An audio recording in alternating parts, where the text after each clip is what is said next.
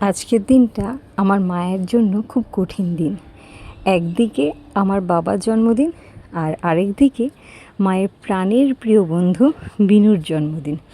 তো মা একদিকে পায়েস রান্না করছে, আর আরেকদিকে খাসির মাংস রান্না করছে। তো এখানে প্রথমে আলুগুলো ভেজে নেবে মা। এক এক করে আলু ভেজে তারপরে রান্না করবে। মাংসের আলু বিনুর খুব প্রিয়। আর এখানে দেখো মায়ের বুদ্ধি, সমস্ত কৌটোগুলোকে প্লাস্টিক দিয়ে ঢেকে রেখেছে যাতে রান্নাঘরে তেল ছিটে না হয়। আর মাংসটাকে এখানে বিভিন্ন মশলা দিয়ে ম্যারিনেট করে রেখেছে। এখানে যতটুকু আমি জানি সমস্ত মশলা গুঁড়ো, যেমন জিরে গুঁড়ো, ধনে গুঁড়ো, লঙ্কা, হলুদ, নুন, সর্ষের তেল, সমস্ত কিছু দিয়ে ভালো করে মাখবে। আর অবশ্যই এতে আছে টক দই। টক দই দিয়ে মাংস মাখিয়ে রাখলে বিশেষ করে খাসির মাংস খুব নরম হয় আর সুস্বাদু হয়। তো মা এখানে আমাদের বারবার বলছেন যে বিভিন্ন রকমের মশলা দিয়ে যদি মেখে রাখো, যেমন আদা, রসুন, সমস্ত কিছু দিয়ে, তাহলে খাসির মাংস খুব সুস্বাদু হবে। অ্যাকচুয়ালি আমার মনে হয় খাসির মাংস রান্না করাটা খুব একটা টাফ নয়, কারণ খাসির মাংস নিজেই খুব সুস্বাদু। বিশেষ করে চর্বি যদি তুমি অ্যাড করো, যে কোনো খাবার খুব সুস্বাদু হয়ে যায়। আমাদের বাড়িতে যখন খাসির মাংস আসে অন্যান্য দিনে, আমি কি করি, কিছুটা চর্বি তুলে রাখি। সেই চর্বি দিয়ে আমি চানা করি, ঘুগনি করি, বেশ ভালো হয় খেতে। খাসির মাংস মাখাচ্ছি দেখো। তো এখানে মা খুব ভালো করে জিনিসপত্রগুলো মাখাচ্ছে যাতে জিনিসটা খুব টেস্টি হয়। আর ওদিকে কড়াইতে তেল দেওয়া আছে, সেই তেলটা গরম হচ্ছে। জিরে, মশলা, সব কিছু, সব রকমের মশলা একটু একটু একটু দিয়ে সব কিছু দিয়ে মাখালাম। দেখো কালারটা কত সুন্দর এসছে।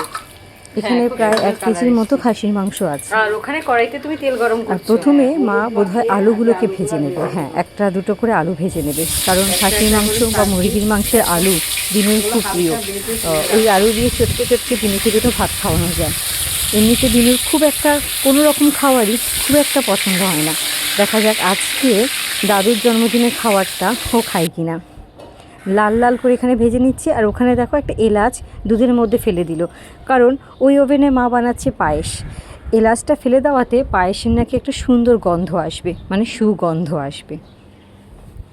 আমাদের এখানে আলুগুলো ভাজা হয়ে গেছে। তারপরে এই সমস্ত কিছু, এই যে মাংসগুলো ম্যারিনেট করেছে, এগুলো সব কড়াইতে ঢেলে দেবে। আচ্ছা, তার আগে মা আলুগুলোকে তুলে রাখছে। আর এখানে দিয়ে দিচ্ছে তেজপাতা।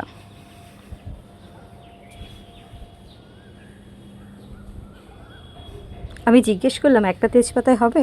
তখন মা দেখিয়ে দিল, দেখ তেজপাতাটা কত বড়।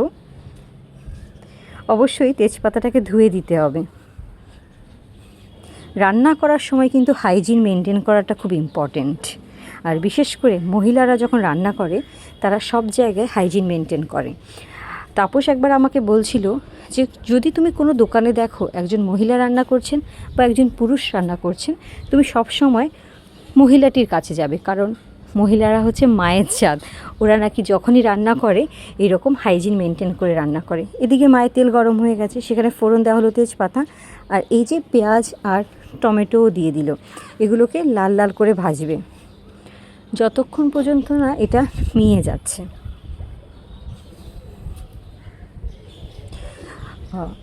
ওই যে বলছিলাম, তাপস বলছিল মহিলারা নাকি মায়ের জাত, তাই হাইজিন মেনটেন করে রান্না করে। কিন্তু আজকাল দেখা যায় ছেলেরা মেয়েদের থেকে বেশি রান্না জানে। সত্যি বলতে আমি রান্না শিখেছি তাপস থেকে, আর এখন তাপসের থেকে আমি ভালো রান্না জানি। এক চুলায় হচ্ছে পায়েস, আর এক চুলায় হচ্ছে তোমার খাসির মাংস। আর এখানে মা গরম মশলা বেটে দিচ্ছেন। গরম মশলা বেটে দিলে খুব টেস্টি হয়, সুগন্ধ হয়, আর খেতেও ভালো হয়। আর এটাকে ঢেকে রাখা হয়েছে।